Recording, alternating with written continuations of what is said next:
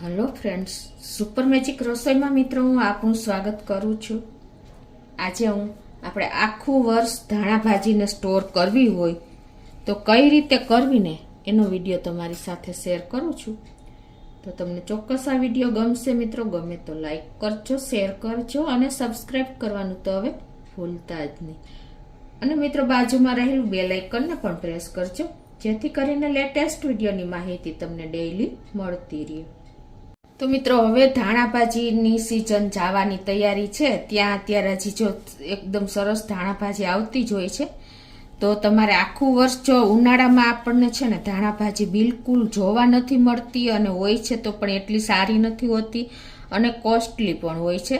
તો ઘણી વખત આપણે ઇન્સ્ટન્ટ લેવા જવાનો ટાઈમ ના હોય કે કાંઈ પણ કારણસર આપણે ધાણા ભાજી હાજર ન હોય તો તમે આ રીતે સ્ટોર કરેલી ધાણા ભાજીનો ઇન્સ્ટન્ટ ઉપયોગ કરી શકો છો. ઉનાળામાં તો ખાસ આપણને કામ લાગે છે. તો અત્યારે સિઝન છે ત્યાં જ આપણે એને ધાણા ભાજીને આખું વર્ષ સ્ટોર કરવા માટે જો આવી રીતે એકદમ ફ્રેશ ધાણા ભાજી માર્કેટમાંથી લઈ આવવાની છે. અને પછી એમાંથી પહેલાં તમારા જે ખરાબ પાંદ હોય છે એ બધા કાઢી લેવાના છે. આવી રીતે તમે જોશો ને તો અંદર પીળા પાન છે, બગડેલા પાન છે, એ બધા જ પાંદને આપણે રિમૂવ કરી દઈશું. આ રીતે જોઈ અને ખરાબ પાનને તમારે ચૂંટી બહાર કાઢી નાખવાના છે. આવા પીળા પાન હોય ને તો પણ તમારે કાઢી નાખવાના છે, કેમ કે એનો કલર ચેન્જ થઈ જાય છે અને ઘણી વખત એનો ટેસ્ટ પણ નથી હોતો. એટલે આ રીતે તમારે સરખી એકદમ નીટ એન્ડ ક્લીન કરી લેવાની છે. અને હવે જો આ રીતે આપણે ખરાબ પાન એમાંથી કાઢ્યા પછી આપણે એને 2 થી 3 પાણીએ ધોઈ નાખવાની છે. આ રીતે પાણીનો ટબ ભરી અને એમાં તમે 2 થી 3 પાણી ધોશો ને એટલે બહુ કચરો નીકળે છે. જો આ રીતે જ તમે એમને યુઝ કરશો ને તો આમાં આપણે જંતુનાશક દવા સ્પ્રિંકલ કરેલી હોય છે, એ બધી આપણા હેલ્થ માટે ખરાબ જ છે. એટલે આ રીતે તમે કોઈ પણ ભાજી કે શાક તમે આ રીતે ધોઈને ઉપયોગ કરો ને તો હેલ્થ માટે બેસ્ટ છે. આ રીતે ધોયા પછી આપણે જો છાબડામાં રાખીને અને નિતારી લેવાની છે. પછી તમારે કોઈ પણ કોટનના કપડા ઉપર એને એકદમ સરસ કોરી કરી લેવાની. આ રીતે આપણે ધાણા ભાજીને કપડા ઉપર કોરી કરી લેશું. એકદમ પાણી મોઇસ્ચર એનું શોષાઈ જાય ને એવી. પછી હવે આ બાજુ આપણે જો ધાણા ભાજી સાથે છે ને મરચાં પણ મેં અત્યારે 100 ગ્રામ જેવા લીધા છે. આયા 2 બંચ આપણે ધાણા ભાજી છે તો એની સામે મેં 100 ગ્રામ મરચાંની પણ આ રીતે કટકી કરી લઉં છું. અને આપણે 2 ઇંચ થી 3 ઇંચ જેવું આદુના ટુકડા પણ આમાં જ કરી લેશું.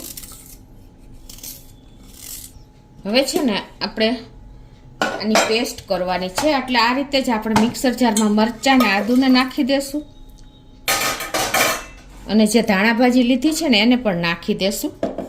આ રીતે આપણે ધાણા ભાજીની થોડી ડંઠલ દૂર કરી દેશું.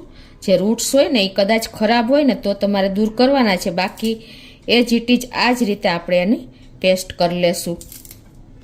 પછી એને આપણે આ રીતે થોડી કટ કરી લઈએ એટલે મિક્સર જારમાં આવી જાય. આની જે દાંડલી હોય છે ને એમાં જ મોસ્ટ ઓફ જ્યુસ વધારે ધાણા ભાજીનો આવે છે. પાંદડામાં જેટલો નથી હોતો ને એટલો ટેસ્ટ એનો ધાણા ભાજીની દાંડલીમાં હોય છે. તો આ જ રીતે આપણે એને મિક્સર જારમાં નાખીને અને એકી સાથે જ બધું જેટલું મોટું મિક્સર જાર લેવાનું છે એટલે એકી સાથે બધું આવી જાય. અને હવે આમાં આપણે 1 લીંબુનો રસ નાખી દેશું અને 1 ટીસ્પૂન જેવું આપણે મીઠું પણ નાખી દેશું અને 2 ટીસ્પૂન જેવી ખાંડ નાખી દેશું એટલે કલર મેન્ટેન રહે.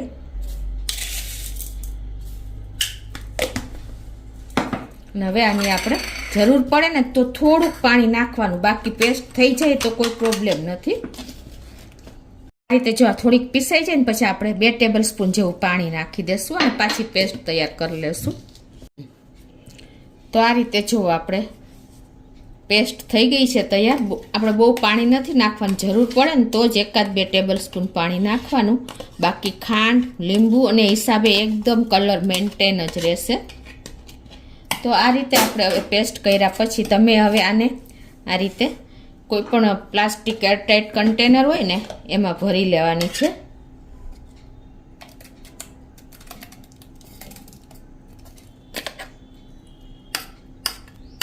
તો આ રીતે જો તમે એરટાઇટ કન્ટેનરમાં ભરી લેવાની અને પછી તમારે આને બંધ કરી અને આને તમારે ફ્રીઝરમાં મૂકી દેવાનું છે. ક્યારેય ઇમરજન્સી જ્યારે ધાણા ભાજી આપણા પાસે અવેલેબલ ન હોય ને ત્યારે તમે આ પેસ્ટનો ઉપયોગ આ રીતે ચમચીથી લઈને અને કરી શકો છો. અને થોડીક 5-1 મિનિટ તમે વહેલી કાઢી લેશો ને એટલે એનો ઇન્સ્ટન્ટ ઉપયોગ થઈ શકશે.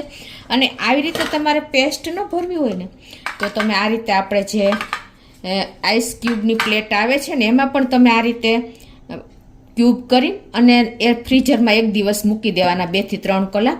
તો પણ તમે આ રીતે ક્યુબના ફોર્મમાં પણ તમે જીપ બેગમાં કે એરટાઇટ કન્ટેનરમાં ભરી શકો છો. એ પણ તમને ઇઝી વધારે રહેશે. પણ આ રીતે તમે એકી સાથે પણ ભરી શકો છો તો પણ કોઈ પ્રોબ્લેમ આવતો જ નથી. તો આ રીતે આપણે એને ફ્રીઝરમાં મૂકી દઈએ. તો આ રીતે આપણે એને ફ્રીઝરમાં રાખી દેવાનો છે અને આખો વર્ષ તમે આનો ઉપયોગ કરી શકશો. તો મિત્રો આ રીતે તમને આખું વર્ષ ધાણા ભાજીને લીલવણી ફોર્મમાં જ તમે સ્ટોર કરી શકશો. ગમે તો લાઈક કરજો, શેર કરજો અને સબસ્ક્રાઈબ કરવાનું તો ભૂલતા જ નહીં.